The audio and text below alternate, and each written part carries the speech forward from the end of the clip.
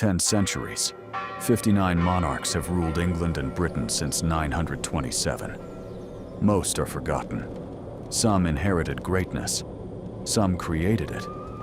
And some had greatness forced upon them by circumstances they never controlled, and changed history anyway. 20 of them altered the world. Its laws, its language, its religion, its borders. This is the ranking. Elizabeth II, 1952 to 2022. Windsor.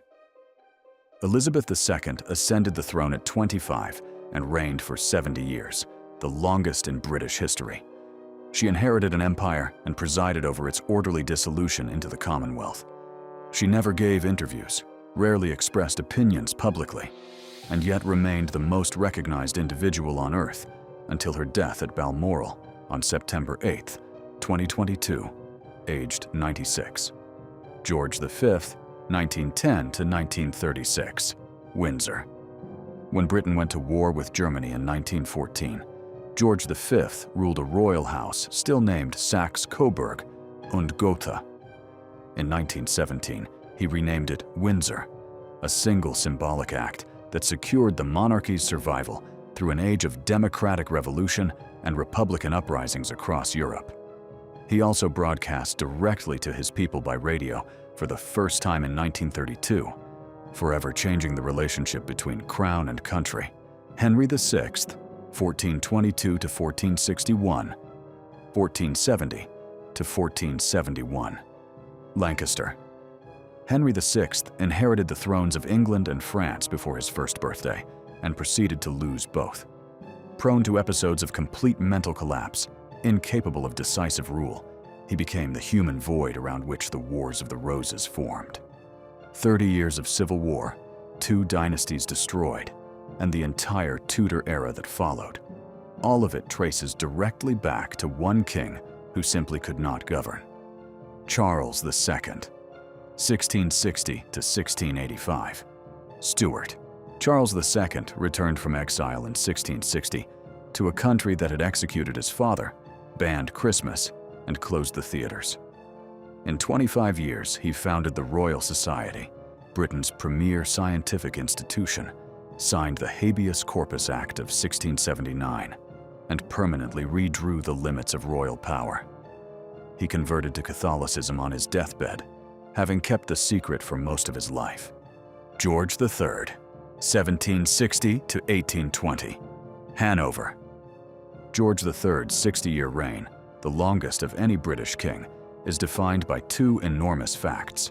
He lost the American colonies, and he didn't stop the Industrial Revolution. The loss of America was his personal political failure. The Industrial Revolution transformed human civilization. Both happened on his watch, in his kingdom, while he was slowly losing his mind, spending his final decade blind, deaf, and confined at Windsor Castle. Edward III, 1327 to 1377, Plantagenet. Edward III reigned for 50 years and defined the image of English kingship for generations. His victories at Crécy and Poitiers, including the capture of the French king himself, made England the dominant military power in Europe. He founded the Order of the Garter in 1348, launched the 100 Years' War, and created a court so steeped in chivalric culture that it gave England its enduring national mythology. James I, 1603 to 1625. Stuart. James I united the crowns of England and Scotland in 1603, survived the Gunpowder Plot of 1605, and commissioned the King James Bible in 1611, arguably the most influential text ever written in the English language. Its cadences shaped the Founding Fathers, Abraham Lincoln, and Martin Luther King. Every speaker of English carries traces of a translation commissioned by a Scottish king who was terrified of witches. Charles I, 1625 to 1649. Stuart. Charles I believed so completely in divine right that he ruled without parliament for 11 years, triggering a civil war that split England apart. His trial and execution outside the banqueting house on January 30th, 1649, the first time a reigning European monarch was legally put to death by his own subjects, permanently altered the relationship between crown and parliament. No English king after him would dare rule without it. Henry VII, 1485 to 1509, Tudor. Henry VII took the throne at Bosworth Field in 1485 with a fragile claim and a country exhausted by 3 decades of civil war. Within years, he had ended the conflict, united the warring dynasties by marriage, and rebuilt the royal treasury from ruin. He founded the House of Tudor, the dynasty that would produce Henry VIII, Elizabeth I, and the English Reformation. Almost everything that followed begins with him. Canute the Great, 1016 to 1035, Knutlinga. At the height of his power, Canute the Great ruled England, Denmark, Norway, and parts of Sweden, the largest personal empire in Northern European history. He was a Viking king who governed England with such effectiveness that the Anglo-Saxon nobility accepted him completely. The famous story of him commanding the tide to retreat was written specifically to demonstrate his humility before God. It is almost universally misread as arrogance. Henry V, 1413 to 1422, Lancaster. On October 25, 1415, Henry V led roughly 6,000 exhausted, outnumbered English soldiers against a French army 4 to 5 times their size, and destroyed it.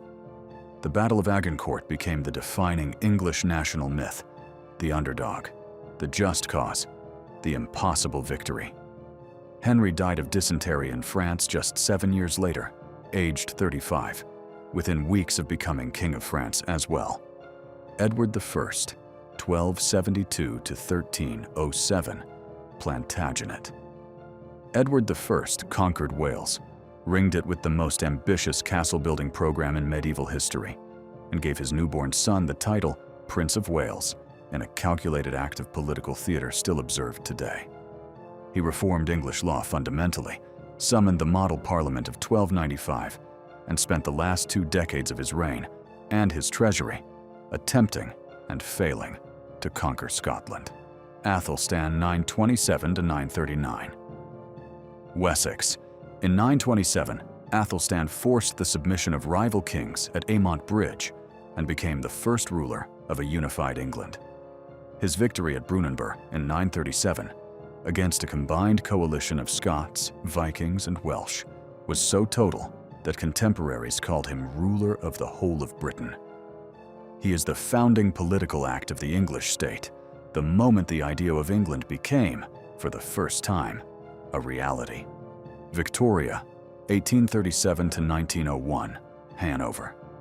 Queen Victoria's 63-year reign coincided with the absolute height of the British Empire, when Britain controlled roughly a quarter of the world's land surface and a third of its population. Her reign saw the Industrial Revolution transform daily life, democracy expand, and Britain emerge as the world's dominant power.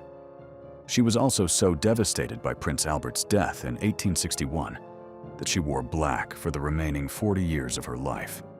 William III and Mary II, 1689 to 1702, Orange, Nassau. When William of Orange landed in England in 1688, it was the last successful foreign invasion of the island. He and Mary signed the Bill of Rights in 1689, a document that permanently limited royal power, enshrined parliamentary supremacy, and guaranteed basic civil liberties. It became the direct template for the American Bill of Rights a century later. The idea that a king can be legally bound begins, in practice, here. John 1199 to 1216. Plantagenet. John was by all contemporary accounts a disastrous king, cruel, paranoid, and militarily ruinous. And yet in 1215, cornered by rebellious barons at Runnymede, he signed Magna Carta, 63 clauses that for the first time established that the king himself was subject to the law. 800 years later, 3 of those original clauses remain on the English statute book. Every Western constitution owes something to a document John signed against his will. Henry II, 1154 to 1189, Plantagenet. Henry II's legal reforms are so fundamental, they have become invisible. Common law, trial by jury, royal courts, the principle that justice should be consistent and administered by the state. These innovations, introduced in 12th century England, became the framework for the legal systems of every English-speaking country on earth: the United States, Australia, Canada, India. No English monarch has had a longer institutional reach than this one.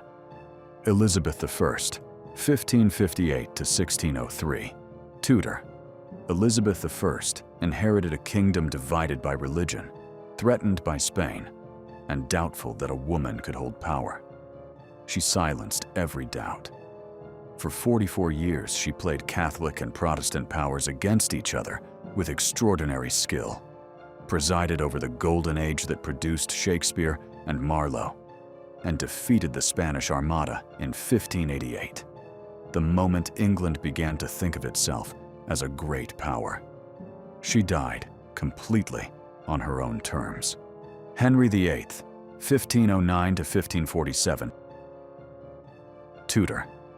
Henry VIII's break with Rome in the 1530s was not driven by theology. It was driven by his determination to end his first marriage. But the consequences were permanent and seismic. He dissolved over 800 monasteries, redistributing wealth on a scale that transformed English society. He created the Church of England, made the monarch its supreme head, and set in motion a religious transformation that shaped English identity and politics for the next 5 centuries. William I, the Conqueror, 1066 to 1087, Normandy. On October 14, 1066, William of Normandy killed Harold Godwinson at Hastings and became the most transformative monarch in English history. Within 20 years, he had replaced virtually the entire English ruling class with Normans, introduced feudalism, and commissioned the Domesday Book. He also permanently altered the English language. Roughly half of all modern English vocabulary descends from the French his followers brought. No other single event has shaped England as completely as the Norman conquest.